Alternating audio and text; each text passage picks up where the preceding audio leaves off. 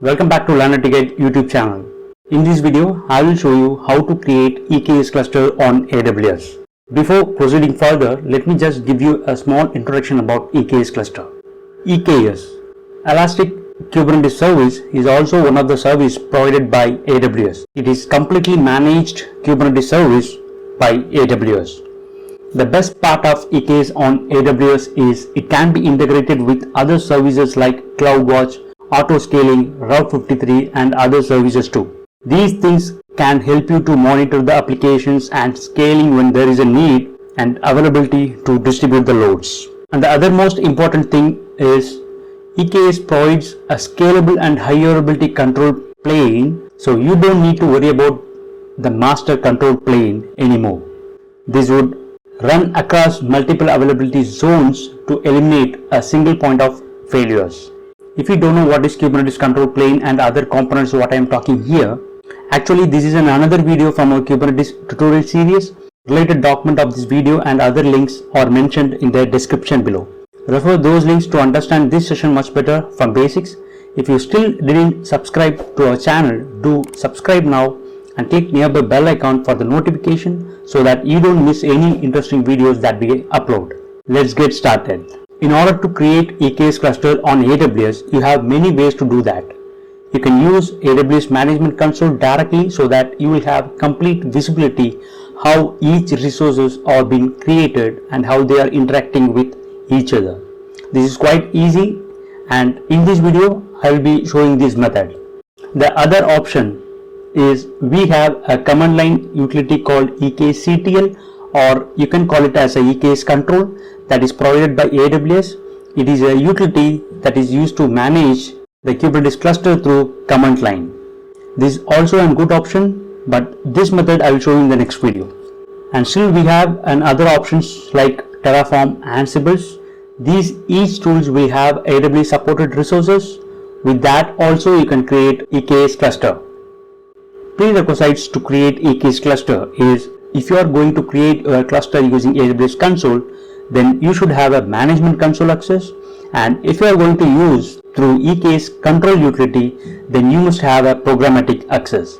Then you need AWS CLI access, because you can manage your Kubernetes cluster environment only through your kubectl command. Then you need one instance that will be used to manage our Kubernetes cluster environment, where you will install AWS CLI and other utilities that are required to manage the EKS cluster. So these are the prerequisites required to create EKS cluster. Let's see what are the steps to be performed in order to create EKS cluster. Step 1. We need to create an IAM role for EKS cluster. Step 2. Creating dedicated VPC for the EKS cluster. Step 3. We'll be creating EKS cluster. Step 4.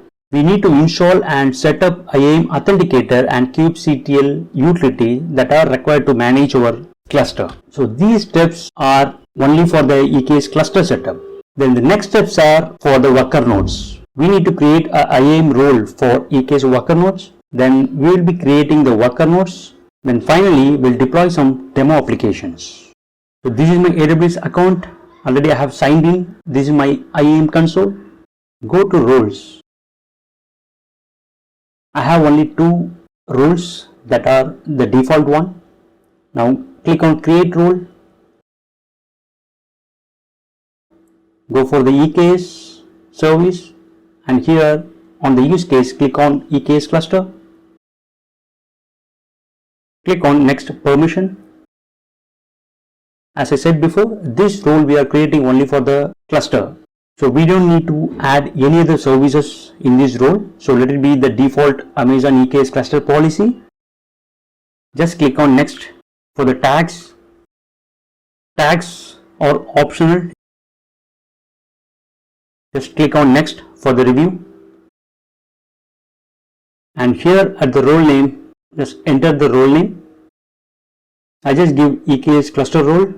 If you want to modify the role description, you can modify it. Just click on create a role.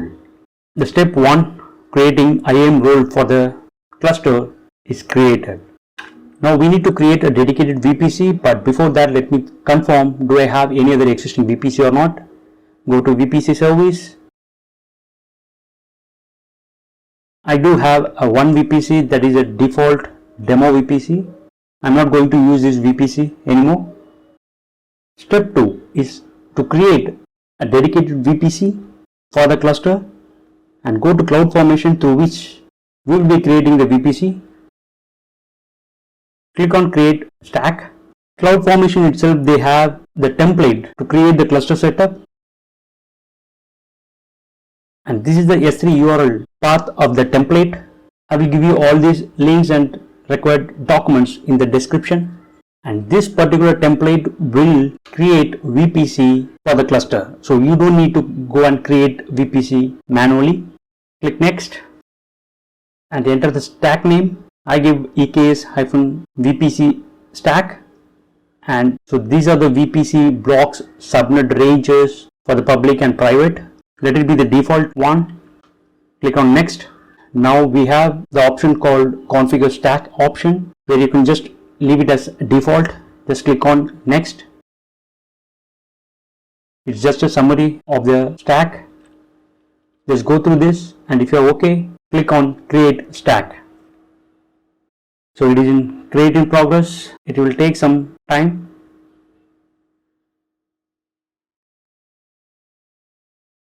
Here you have all these options like stack info, events, resources, outputs, parameters, everything. After a couple of minutes, the status is turned to create complete. Now go to VPC service. So we have a new VPC called EKS VPC stack with the range 192.168, and go to subnet and route tables. Just make sure you have all the subnets and route tables being configured. Then the next step is to create the EKS cluster. Go to EKS cluster and see, I don't have any cluster for now. Click on create cluster and enter the name of the cluster. I just give EKS cluster, and the Kubernetes version is 1.15, and the service role. If you see, the role what we have created being taken automatically over here. If you have something different, or if you have multiple roles, then you have to click on the pull down and select the right role for the cluster. Click on next, and here where you have to choose the dedicated network. So already we have created the dedicated VPC. Just click on this pull down and select the right VPC. Once you have selected the VPC, all the subnets that are associated with the VPC will be selected over here. And on the security group, make sure to select the right one, the EKS VPC stack. This is the right security group created by the stack. Now the main part, cluster endpoint access. You have three different options like public, public and private, and completely private. Public means the cluster endpoint, which means the cluster API is accessible from outside of your VPC, but still the workload traffic will also leave your VPC to connect to the endpoint. The second option is public and private. Only the cluster endpoint will be accessible from the outside of the cluster. Your traffic of any of your worker nodes will not leave the VPC. The last option is private, which means that VPC what we have created dedicatedly for the cluster, only within that you will be able to access your cluster endpoint. And again, the workload traffics will stay within your current VPC. So I choose the second option, public and private. Click on next. And this is the page to configure the logging, and if you want to enable logging for each components like API server, audit, authenticator, controller manager, scheduler, you can choose it. It's up to you. I'm not going to enable any of the logging since it is a demo purpose. Click on next. This is your summary of the cluster. Just review. If you're okay with all these settings, just click on create. So this is the cluster. You can just click on the cluster name, EKS-cluster 1.15 version, and the status is creating. It will take some 10 to 15 minutes and verify all these informations. Next to that details, you have a compute tab, networking tab,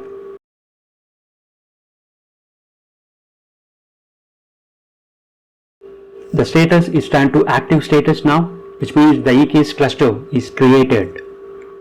and this is your API server endpoint and certificate authority and OpenID Connect. So we have got all these details once the EKS cluster is created. Step 4. We need to install and set up IAM Authenticator and kubectl utility so that you will be able to manage your EKS cluster. As I said before on the prerequisites, you should have an instance. So log into that instance on which already I have set up my AWS CLI.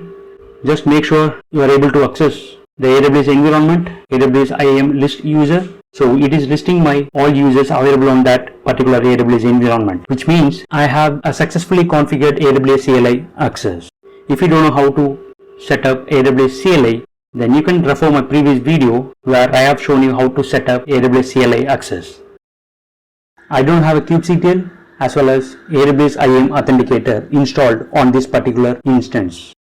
In order to install these utility, we need to go to AWS site where they have the link to download the utilities.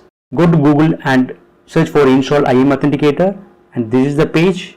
And scroll down. Based on your operating system, you can choose the flavor, and this is the step-by-step instruction for the Linux platform. Using curl command, I am downloading the AWS IAM Authenticator. Second, this is just to verify the signature, that's optional. Make the binaries as executable.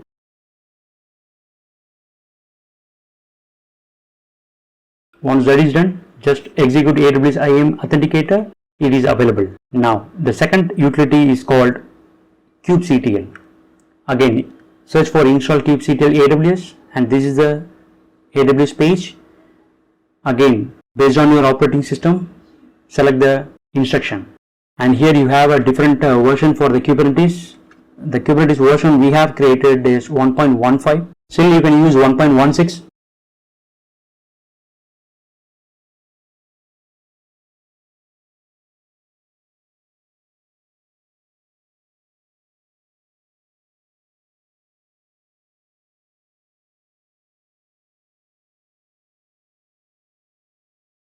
Once these tools are installed, then we need to update the kubeconfig into our profile, from where you will be managing your entire EKS cluster. And this is a command AWS EKS -region name, and update -kubeconfig. Then -name, the cluster name, EKS cluster. So the particular kubeconfig is added into our local profile under .kube/config. This will have the complete information about the cluster. You should have this kubeconfig, if not, the command will not work. Then export the kubeconfig file. Now just execute any kubectl command just to make sure it is working. I just give kubectl get svc. We have got the default output of the Kubernetes service, which means the access part is working. Now kubectl get nodes. As you all know, I have not created any worker nodes so far. Only I have created the Kubernetes cluster. And kubectl get namespace. Yes, I could see the number of namespace being created for the cluster. Let's go and set up the worker nodes. Now we are into step 5. Creating IAM role for EKS worker nodes. Go to IAM, roles. So these are the roles are available for now. I don't have any role being created for worker nodes. Click on create role. Here you select the service EC2 and click on next permission. Here you need to attach few policies that are needed for the worker nodes. First thing, search for EKS and select Amazon EKS ANA policy and Amazon EKS worker node policy. Then search for EC2 container and here select the read-only policy. So totally we have attached 3 policies, and click on next for tags. Again, tags are optional. Click on next for review, and here just enter a name for the role. I just give EKS worker node role. You can change the description if you want. Click on create role. Role is created. EKS cluster role is for the cluster management purpose, and EKS worker node role for the worker nodes. Step 6. Creating worker nodes. Now go to EKS service. Click on the cluster name. Go to the tab called compute. Here there is no node groups for now. Click on add node group. Enter some name for the worker nodes, EKS worker node group, and here you need to select the role which you have created for the worker node, and by default the subnets will be selected, and here we have an option called remote access to nodes. If you disable this, then you will not allow to log into any of the worker nodes. If you enabled, then you have to select the right SSH keeper through which you can log into the worker node as usual how we log into instances. Then the security group and click on next. And here you need to select the node configuration, what type of AMI and what type of instance you need it. So I select Amazon Linux 2 T3 medium with 20 GB. Click on next, and here is the configuration for the auto scaling. You can keep minimum size, maximum size and the desired size. Once all done, click on next. This is a summary again, just review and make sure everything is okay, then click on create. Go to compute tab, click on that node group name, and here you will have complete information about that particular node group. The Kubernetes version, instance type, number of instances, status, disk size, you will have complete information. This process also will take some 10 to 15 minutes. Once the status is turned to active, go to EC2 and make sure desired EC2 what you have chosen is created or not. Here you have 3 instances. One I have used for the management purpose. The other 2 that are T3 medium is only being used by EKS cluster for the worker nodes. Now go back to your instance and run kubectl get nodes --watch just to check the status. These are the 2 nodes I have created on the AWS console management. Kubectl get SPC.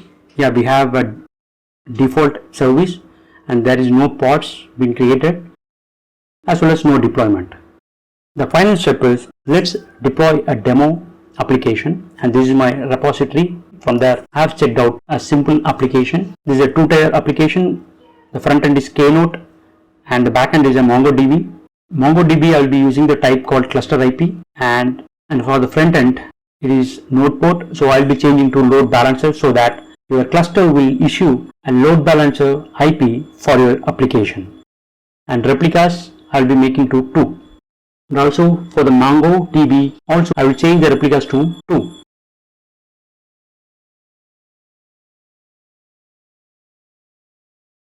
Let's apply the MongoDB first and finally apply the front-end Keynote application. Check the service. Yes, I have 2 services newly created. One is Mongo, that is cluster IP, and Keynote load balancer. Then check the status of the pods. There are 2 pods running for each applications on different nodes.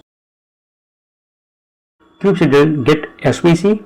The type is load balancer and it has got new external IP from AWS. This would be your ELB address to reach your applications, but it will take some couple of minutes for the changes. Run NSLOOKUP to the address. Still the changes are not reflected. It is resolved into 2 IP. Let's use curl command to access our application through CLI. Our application is accessible from the instance, which means within that particular VPC. Let's go to a browser and use the same external load balancer. This is my Keynote application I used for this demo. I am able to access my application from outside the cluster, which means our EKS cluster on AWS is successfully configured. Hope you have got an idea how to create and set up the EKS cluster on AWS. In the next video, I will show you how to do the same thing using EKSCTL command. Till then, keep practicing and have fun. How did you feel? Is it helpful? Appreciate our efforts in the comment section below. Hit like button, share with your friends about us, subscribe our channel to get further updates. Stay connected with us on social networking sites. For more free tutorials, visit our website www.lanetguide.net.